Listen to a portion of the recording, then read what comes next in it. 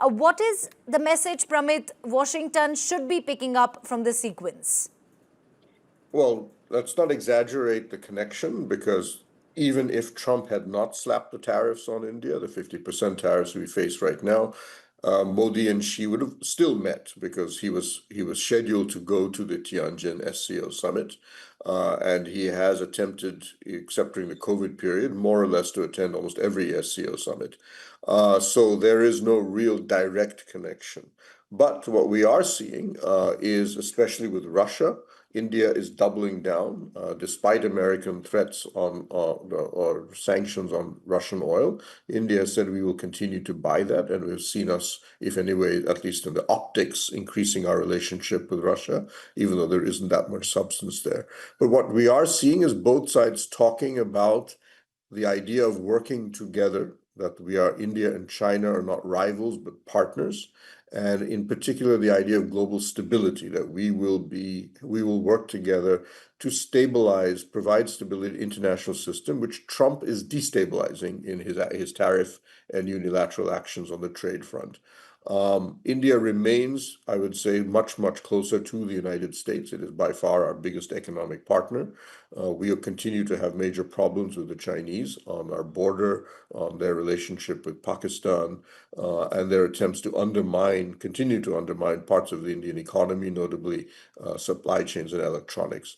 But what we are now going to be seeing, and we hope we see that the language from the Chinese is that they are prepared at least to develop a working relationship with India. And India will happily accept that, because it is both economically useful for us. It allows us to stabilize our southern border, and, as you mentioned, send a message to the United States, so to Trump in particular, that India has options, or should we say that India does not necessarily have a hostile relationship with China, that it is unable to work with the Chinese, which some people in America seem to believe is a fixed situation. All right, Pramit, also, at this stage, I also want to understand, why should India even listen to the United States? Isn't Washington, in a way, blackmailing New Delhi for pushing its own energy and strategic interests? That's true, but that's why we're not listening to them on those issues, specific issues. But keep in mind, America is our largest FDI source, our largest FII source, our largest remittance source, our largest immigration destination. So it is not in India's interest to cut off the relationship with the United States, but it is in our interest to send a message to America that certain policy demands that are being made on us, India will not accept. And that's exactly what we are doing. But China, on the other hand, is not necessarily a friend yet. We don't have troops stationed, or we don't have troops fighting against the Americans. We continue, in fact, to buy American weapon systems. We have with Chinese.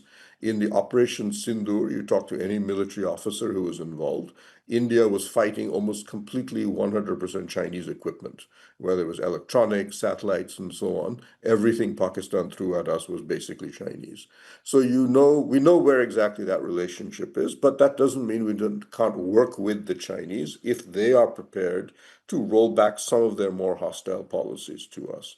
So for us right now, the strategy with the United States, I would argue, is to make it clear there are red lines in the relationship. And as you said, our national interests, especially on agricultural tariffs and so on, will be retained regardless of the cost.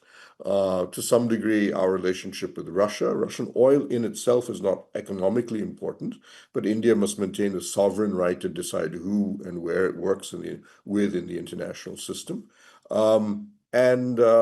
But otherwise, we still are prepared to maintain the larger relationship with the United States. Okay, is India trying to walk a tightrope, balancing ties with Russia and China, while also facing pressure from the United States, Pramit? I wouldn't say it's a tightrope yet, because our relationship with China is simply not anywhere close to what we deal with the United States. We have maintained a relationship with Russia, and we do so in part because it ensures that on the Eurasian side, the landmass north of India, Russia remains neutral when India and China clash. But the tightrope, I wouldn't say that, because I don't get the impression Trump really cares whether you have a good relationship with China or with Russia. He only cares really fundamentally about his agricultural trade negotiations with us. I would argue that the tariffs imposed on us because of our purchases of Russian oil have very little to do with Russian oil. They're fundamentally a pressure tactic against us on trade to soften us up. He still wants to come to a deal. Still continues to stress that Modi is my good friend. He wants a deal. This is a pressure game. In the almost 50 rounds of negotiations on trade that we had with the Americans, Russian oil was barely ever raised. So clearly, this is a lateral entry, if you wish, at the end of the failure of the last round of negotiations. So for him, Russia is a secondary issue. Yes, it's useful for him to put a bit of pressure on Putin as he tries to force a ceasefire in Ukraine. But fundamentally, I don't think that will matter very much to Russia. But this is fundamentally, and I repeat, it's fundamentally about the trade negotiations.